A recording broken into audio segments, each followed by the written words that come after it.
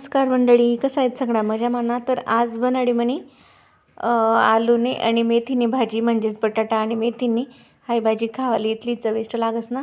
एकदम सोपा पद्धत मा आणि झटकेपट 5 ते 10 मिनटाમાં बनणारी रेसिपी आहे. तर मी त्यांच्यासाठी कढई ठेवली आणि कढई मा 2 पळ्या तेल मी टाकते तिथं.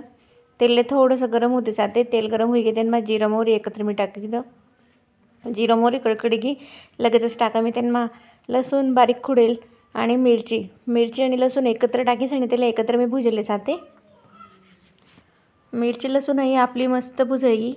आता येन मस्त टाकस मी आता बटाटा, कारण बटाटा हे आपला चांगला नरम शिजायला पाहिजे. आपण बिना पाणी न शिजवत होते असले तर बटाटा टाकीस आणि असं चांगला मिक्स कर दूध आणि मिक्स करीस आणि आता मी लगेचच टाकायचे मग नमक टाकीस आणि काय होस माहिती का, बटाटा येत नाही या लवकर शिजतस त्यामुळे थोडंसं नमक मी टाकी तिथं आणि इसले अजून मिक्स कर दूत. आपण मिक्स करीस आणि इसले आते 5 ते 10 मिनटं आते आपण इसले झाकी देऊत. झाकीस आणि 10 मिनटं शिजाडली बटाटा जेणेकरून चांगला आपला वाफायचं तीन. आता येणं 10 मिनटं होई घ्यात मी झाकण उघडी संदे देखा बटाटा बी शिजी घ्यात, लसूण पण भारी कडकडी घ्यात आणि मिरची पण मस्त फ्राय होई घ्या आपल्यावाली.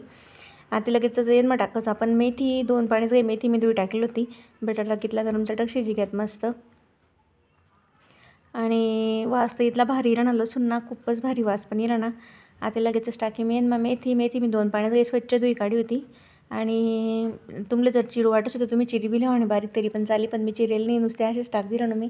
आणि आता मेथी सगळी टाकीस आणि येन मग टाकू ते पहिले ना मेथी टाकीस आणि मिक्स कर देऊ चांगलं.